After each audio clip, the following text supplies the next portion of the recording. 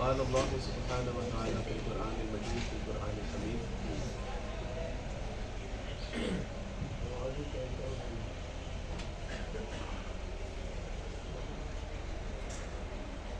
ما يفعل الله بعذابكم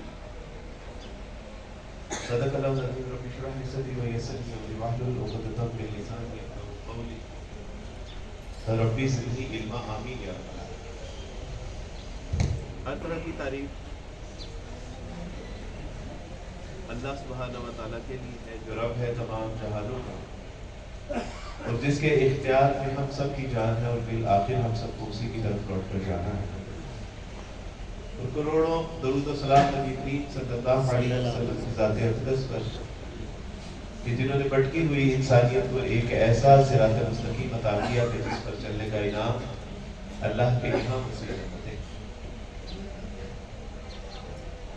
ایک بچہ مجھ سے پوچھنے لگا کہ عبدالواحد بھائی میں اللہ سبحانہ و تعالیٰ کے حضور اتنی نافرمانیاں کر چکا ہوں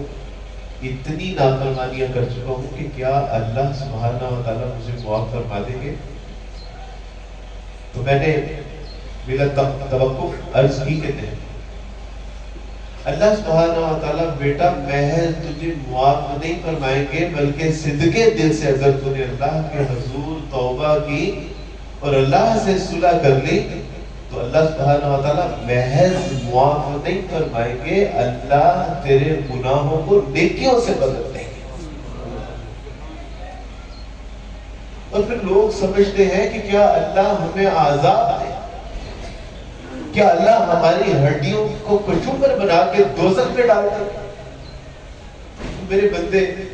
وہ اللہ سبحانہ و تعالیٰ کا انداز دیکھیے۔ شہد کا چھتا کبھی میسر آئے نا تو اس کو دونوں ہاتھوں سے جب نچوڑیں گے اس کے اندر سے جب شہد نکلے گا نا تو وہ محبت اس آیت سے محسوس ہوتی ہے۔ ما یفعل اللہ بعذابکم، میرے بندے میں تجھے عذاب دے کے کیا کروں؟ میں نے تجھے ماں کی کوکھ میں نقش و نگاہ عطا فرمایا، میں نے تجھے حسن و جمال عطا فرمایا، گوشت پوشت ہڈیوں کا مجموعہ بنا کے ایک شاہکار بنایا۔ جب تیرے ہونے کا احساس ہوا تھا تیرے گھر میں شہریاں بڑھ رہے تھے، اور جب دنیا میں آیا تو رو رہا تھا، باقی سارے خوشیوں سے پاگل ہو گیا اور تو بول نہیں سکتا تھا۔ میں نے تیری ماں کے دل میں یہ احساس پیدا کر دیا کہ میرا بندہ جب ہونٹوں کے اوپر زبان لگائے تو سمجھ جائیں کہ میرے بندے کو بھوک اور پیاس لگی۔ وہ جب ہلکی سی نہیب سی آواز جب وہ روئے تو سمجھ جانا کہ میرا بندہ وہ شکم سیری کے حوالے سے پریشان ہے۔ وہ تیرے باپ کے دل میں نے احساس پیدا کر دیا کہ جو پہلے سے ہی 10 گھنٹے کی ملازمت کرتا تھا اب وہ میاں صاحب سے کہتا ہے میاں صاحب 14 گھنٹے ملازمت کرنا چاہتا ہوں۔ پہلے 50 بوریاں اٹھاتا تھا اب وہ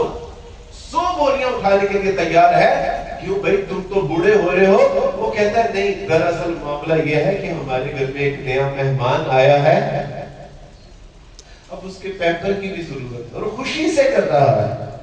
اب اس کا دودھ بھی تو لانا ہوتا ہے۔ ماں کے دل میں احساس پیدا کر دیا when he wet your bed، جب تمہارا بیڈ گیلا ہو جائے گا تیری ماں اس کے اوپر سو جائے گی، تجھے خشک کے اوپر سلائے گی۔ وہ ایسا رب رحیم رب کریم تو اس کے بارے میں یہ تصور کر کے بیٹھا ہوا ہے کہ وہ تجھے عذاب دے دے گا۔ ما یفعل اللہ بعذابکم، تجھے سنوبر کے درخت کی مانند اس نے کھڑا تناور درخت بنا دیا، تجھے جوانی میں اللہ سبحانہ و تعالیٰ نے قوت اور طاقت عطا فرمائی، تیری گلے میں یلغار عطا فرمائی، تیری آواز میں چھنکار عطا فرمائی، تجھے قوت اور طاقت عطا فرمائی، اور آج جب تو نہیں تھا، جب تو مانگ بھی نہیں سکتا تھا اپنے اللہ کو، میں پہچانتا تھا اس کی معرفت، اس کا علم نہیں تھا، اب تو ہاتھ اٹھا کے کہہ سکتا ہے کہ استغفر اللہ ربی من کل ذنب واتوب الیہ، اللہ میں تیری اطاعت اور اتباع کرنا چاہتا ہوں، اللہ میں تجھ سے صلح کرنا چاہتا ہوں، اللہ میں تیرا مطیع فرما بردار بننا چاہتا ہوں۔ آج تیرے اندر طاقت اور قوت اور پھر ایک وقت آتا ہے جب تو نحیف ہو جاتا ہے، کمزور ہو جاتا ہے، بوڑھا ہو جاتا ہے، تیرے پاس کوئی بیٹھنا پسند نہیں کرتا، اور اللہ سبحانہ و تعالیٰ تیرے بچوں کو حکم دیتا ہے خبردار فلا تقل لهما اف، خبردار اپنے بچوں کے سامنے زبان سے لفظ اف بھی نکالا اپنے بابا، وہ دیکھ نہ اب تیرا روب ہے، نہ تیرا ڈر ہے، نہ تیرے ہاتھ میں طاقت اور قوت، لیکن تیرے رب نے تیرے بچوں کو حکم دے دیا فلا تقل لهما اف۔ یہی نہیں بلکہ رسول اللہ صلی اللہ علیہ وسلم فرما دیا کہ جس نے اپنے ماں باپ کو بڑھاپے کی حالت میں پایا اور اس کی خدمت کر کے جنت نہ کمائی، کہ کون احساس پیدا کر رہا ہے؟ اللہ۔ اور جب وہ مر جاتا ہے تو یہ نہیں ہے کہ بس مر گیا مردود، بس اب اس کو پھینک دو، نہیں، اے میرا بندہ اس دنیا سے رخصت ہو رہا ہے، چلو اب خبردار اس کے بارے میں کوئی غلط بات کرے، اب اللہ اور اس کا معاملہ ہے، اب اس کا دنیا سے معاملہ ختم ہو گیا، اچھے سے نہلاؤ دلاؤ، اس کو صاف ستھرا لباس پہناؤ، اور دیکھ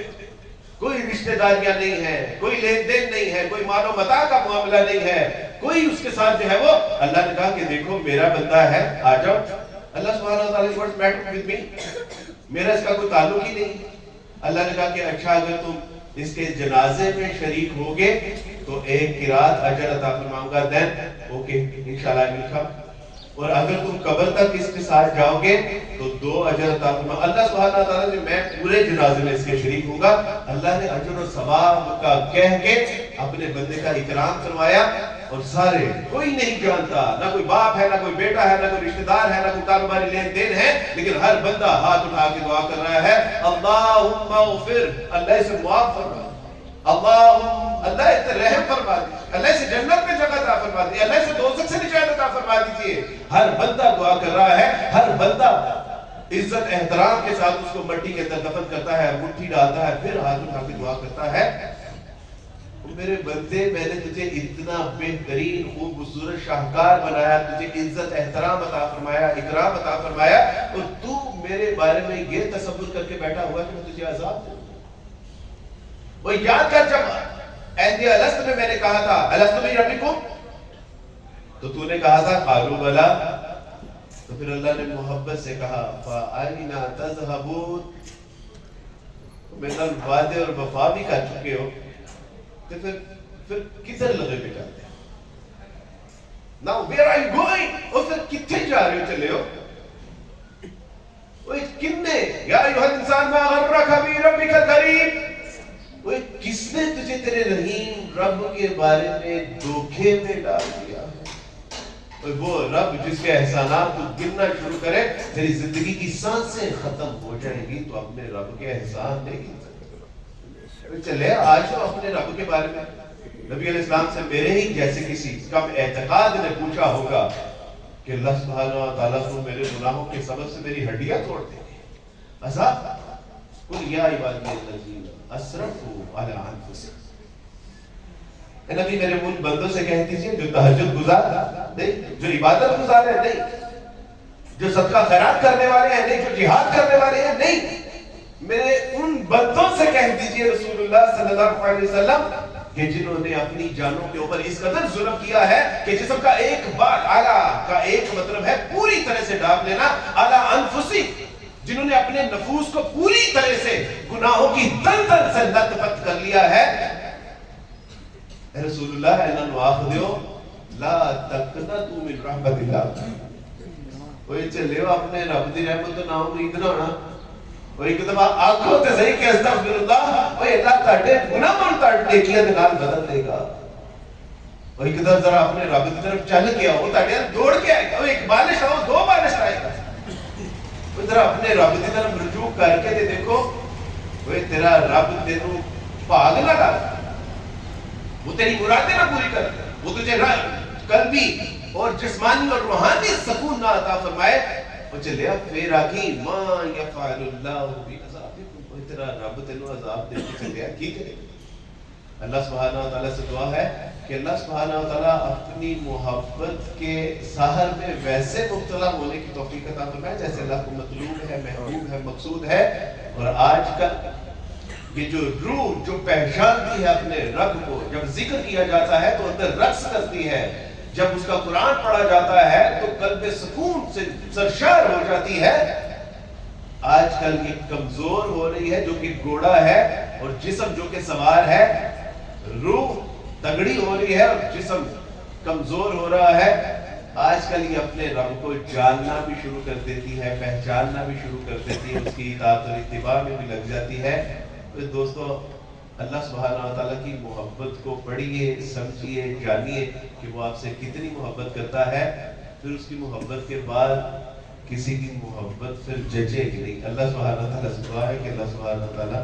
بات پہ عمل کرنے کی توفیق عطا فرمائے۔